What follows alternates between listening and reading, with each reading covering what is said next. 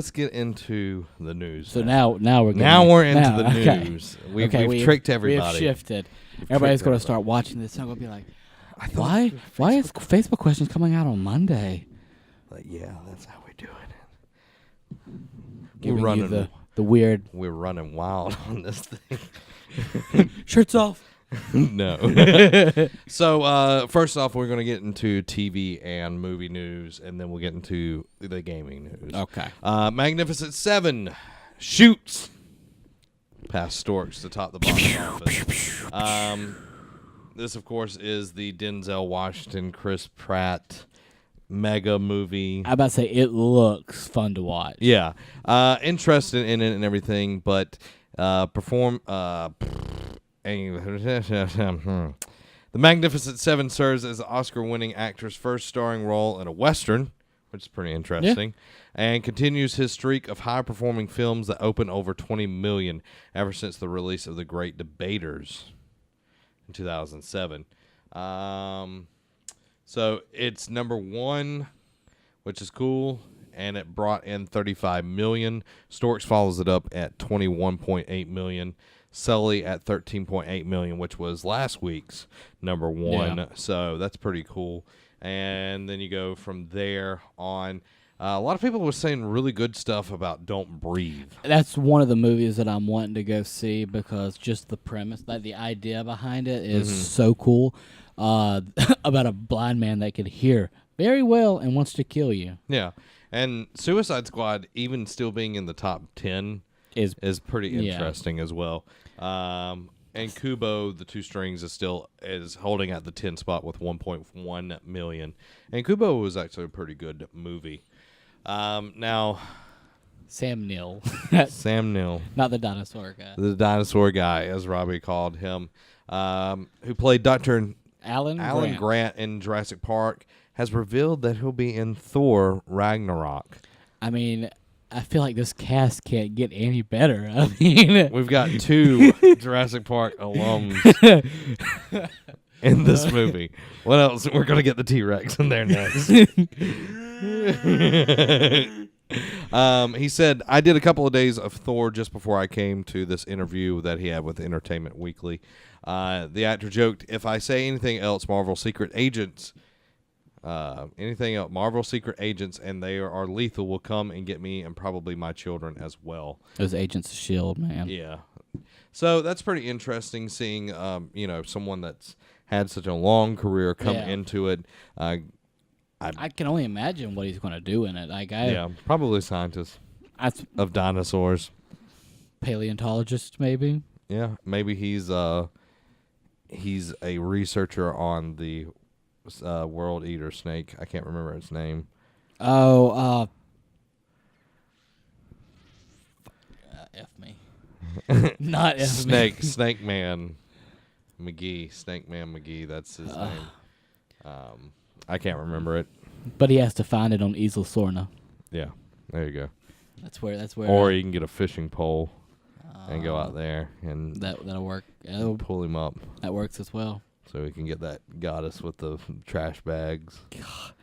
You read? Yeah, I read it. Oh, dog, what's up? How was it? I liked it. We're talking about Magnus Chase, which is Rick Riordan's first book in the Norse mythology. It took me a second. I was like, what? Yeah, man, I read it. It was really good. Got into it. I had to get past the guy that was voice acting the book, and once I got into it, I was fine with it. Enjoyed it. I liked the way they represented everything. Mm-hmm. I liked the cast. I liked Hearthstone or Hearth. I liked Blitzen. Blitzen and Hearth were like gold. Yeah, and Sam was really cool as well, and Magnus, of course. It was just all around good and a different take on the Norse mythology. What did you think of the ending when his cousin? Did you make the connection of who his cousin was? Yeah, it's Annabeth. Yeah, I made that connection like at the beginning of the book. Yeah. Yeah, but like, I just thought that was like whenever they started talking about it at the beginning of the book, I was like, "Is this her?" And then I was like, "Why would they connect it?" I was like, "Nah." So I went on and said, "There's no way they connect these." Yeah. And as it got later onto the book, I just kept going back to that. I'm like, No. Yeah. They got to the end, and I was like, Rick Riordan, you Yeah. sneaky man. Yeah. So really enjoyed it. I thought the wolf was really cool. Fenrir. Fenris Wolf. I And, thought he was a really cool villain. And then you have Ratataskar, the squirrel. Yeah. How he's just a big douchebag going up and down the tree, pissing people off. So it was just really cool to get all of this information. And everything. I mean, a lot of that's not well known outside of people And who are big into Norse mythology. that's what Rick Riordan does. He takes a mythology that people think they know. I know really Ra, I know Zeus, and all of this, but he fleshes it out really well, very well, in an entertaining way. Next month is the next book in the Magnus Chase. I'm excited for that. Right now, I'm reading the Apollo book, and it's really good. I have not gotten into the Apollo book, but I want to. It connects, it has some connection to the Magnus Chase book and everything. And I mean, Rick Riordan. I don't think I've found a book that he's done. Movie. I said book that I did not thoroughly enjoy. I don't think he had so much to do with the movie. I think that was. Yeah. Fox being like, "Oh, is this the book we're doing?" Let's get a script. We've got a name. We got a name. We should do a top 10 Rick Riordan book. Well, I mean, we have plenty to do it with yes, now. we do. But moving on to another our news. another thing. Bill Hader has joined the Power Rangers movie as Alpha. Yay! I think he's perfect for it. I've been wondering who they cast as this. I was hoping Eddie Murphy. Ooh, that would be so funny. I'm making waffles. Be like, what? That's the wrong movie, Eddie. This is Shrek. Go. Fix it. There we go. But Bill Hader. I mean, I feel like there's not very many other people who could possibly portray this role better than Billy. No, Billy D. Oh, Billy. But he's a great comedian, and Alpha 5 was always the slapstick comedian in the group. It was it wasn't supposed to be funny. If you told this joke in real life, it would not be funny. But the way that it was with the robot made it funny. Yeah. So I think that'll play off. I'm hoping that it's less slapstick, though. Yeah. You go back and watch these old Power Ranger movie or shows, and the humor pretty is rough. Pretty rough. I tried. But they also released some sexy posters of not only the Power Rangers in their suits, but the Zords. The Zords. Yes. I don't know why I whispered it, because it makes for the mic not to be able to pick it up well. Beautiful. I like the helmets are off. You're sitting there. You have he's on the tail of the T-Rex. The Triceratops, kind of sexy posing it right there. Mm-hmm. The Mastodon. I don't know where he is on the map. Is it the horns? Is that's the trunk? That's the horns. Okay, that makes a little bit more sense. And it was Pink Ranger. You're not my first love in the pink suit, but you'll do fine. That was too easy. I'm gonna. But all of the Zords, from just the little bit that they're giving us, they're not, looks really, really cool. And I like that they're not being oh, here, look at all of it, there. It's just enough to be oh, that's gonna look really cool. That's sexy. Yeah, so I'm excited for it. Zords are the coolest part of the Power Rangers thing. Having them being, great martial artists and all that's cool for an amount of time. But then, she's going to make her monster grow. Oh, yeah. And you got to have something to fight it. She makes my monster grow. Because Rita Repulsa actually is really attractive in this one. But one thing I'm excited to see is I want to see the actual It's Morphin Time and see the effects that go into it. Do you think they're going to say It's Morphin Time? I hope they do. It's Morphin Time! Tyrannosaurus! No? Okay. No. I know it's probably not going to be in the movie. I doubt it. I doubt that it's really cheesy. Yeah. But it would be I would be I would be okay with it.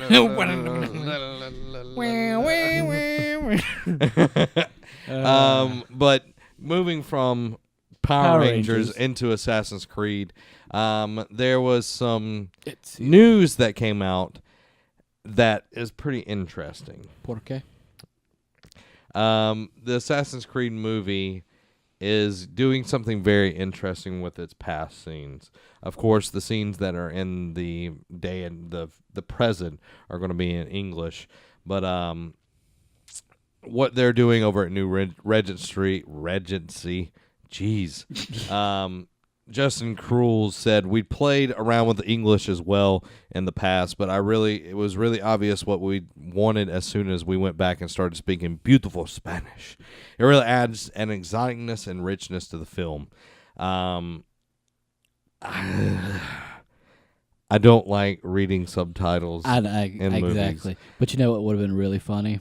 Is if as we got to the Spanish news, if we knew Spanish enough to where we just talked and had to put the subtitles on there, that would have been really That would have been really cool. But we don't know Spanish. No, we don't. But I agree with you 100%. I'm not. When I go into a movie, I want to watch the movie. I love reading. Don't get me wrong. I read all the time. Mm-hmm.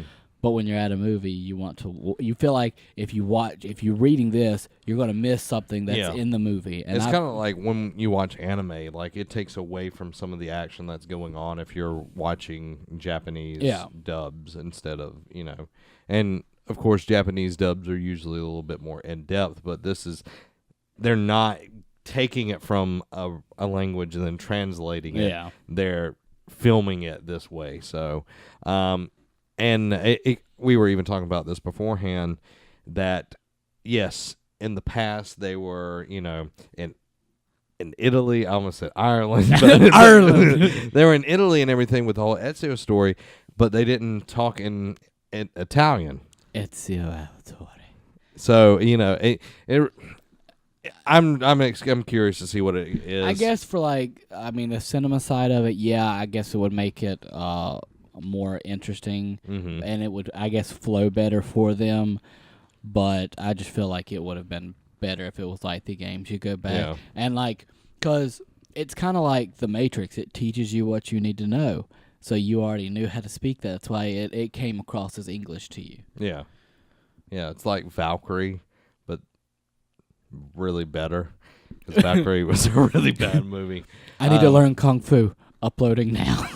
The movie is due to hit theaters December 21st, so I'm curious to see what it does. I still think it's going to be really good. Yeah. I'm excited for it. Fassbender is an awesome actor. Yes. One of the last bits of movie news, Furious 8 is going to be coming out very soon, and Vin Diesel reached out to Paul Walker. Sorry. He reached out to his brothers, Chris and Caleb Walker, and was seeing if he could bring back Brian.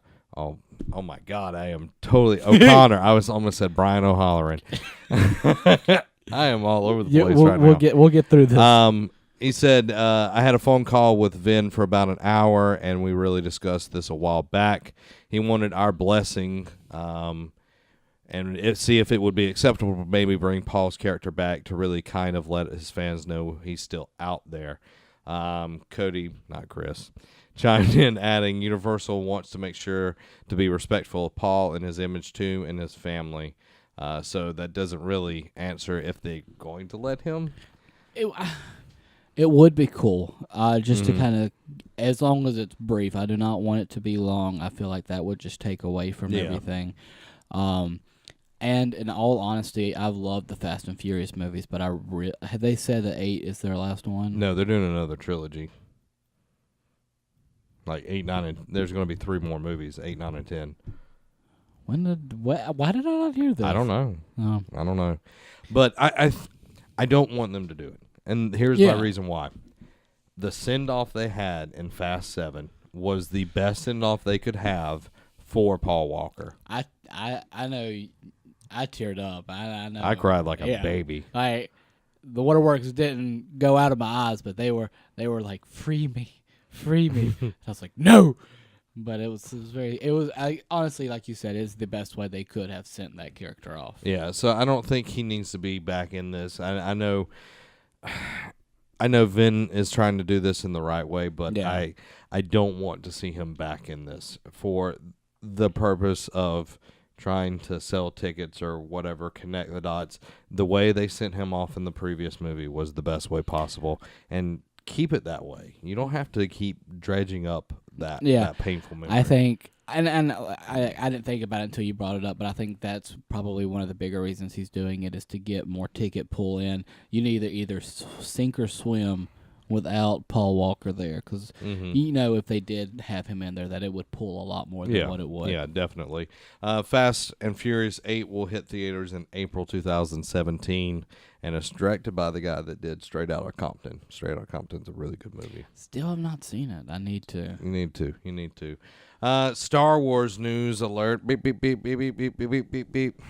Beep, beep, beep, beep, beep, beep, beep. Disney doesn't expect Rogue One to perform as well as The Force Awakens.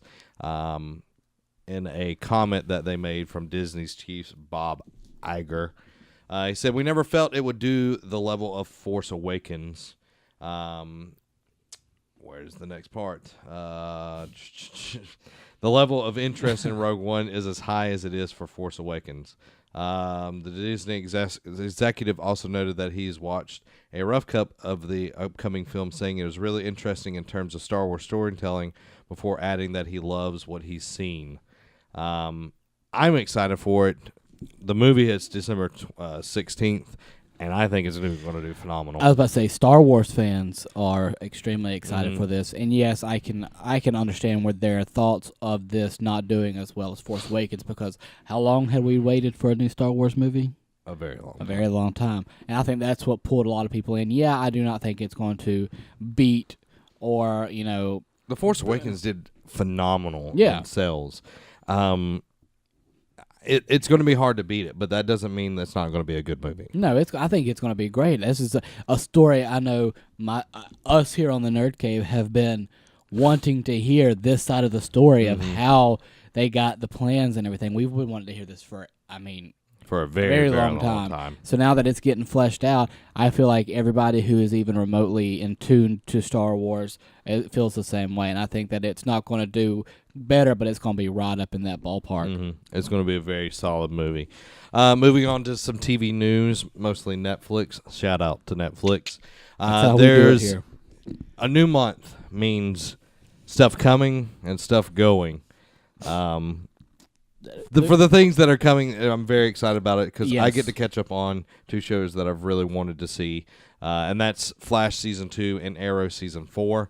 There's a ton of other ones. iZombie Season 2 I was about is to say, coming. hey, did you ever watch iZombie? I watched the majority of the first season of it. I know some people didn't like it, but I found it humorous, and I enjoyed the character. Yeah, tons of movies, Dazed and Confused. You got the Titanic coming back. Near, far, wherever you are. You got to put the recorder version. But leaving Netflix. This hurts. And I'm not going to read all of it, but there's one that really hurts me, and this is leaving on the 1st of October. And this is a show that is very near and dear to our hearts at the Nerd Cave, and that is Psych. I know. You know that I'm not telling the truth. All seasons of Psych, I almost teared up. I teared up. It's going to be going off of Netflix, which I'm very interested to see why it's doing that. Go ahead and purchase the DVD box sets. Yeah. I'm trying to see if there's any other really big ones. The Interview. The Big Green, Timeline, Saturday Night, the 2000s. That's a pretty Heroes 1 through 4. All of them. Congo, Beverly Hills Cop, all the Back to the Futures are going to be leaving as well on the 1st. So, and they do that. They'll have a few months go by where nothing really big goes, and then they hit you with it all at once. And like I said about Psych, that was always after I'd finished it. Like I'm watching season 2 of Gotham right now, and after that's over with, and I'm like, well, I want to eat something, but I want to watch something too. What do I always go back to? I go back to Psych, and now that it's not there, it's just... Yeah. I'm in season 7 right now, so... Better hurry, son. Yeah. And I just finished How I Met Your Mother with Amy, and... Another great show. I cried. They should not have killed Tracy off. Is that the part you cried at? That like when they said when your mother got sick, I was like, you got to be kidding me! Like I knew what they were doing, and it just ticked me off so much. And I felt the same way. I don't think tears protruded, but they were there. Oh, I cried because you were sitting there and you had been waiting for all these seasons to finally see the mother, and you see her and you really like her. You're like, she's perfect. This for chick Ted. is awesome. Like they liked the same thing. And then, like you said, when your mom got sick, those words just resonated inside me, and I was like, why? Yeah. Why you had the best send off for this movie? Like, I don't think you could have done anything better. I don't even like Robin.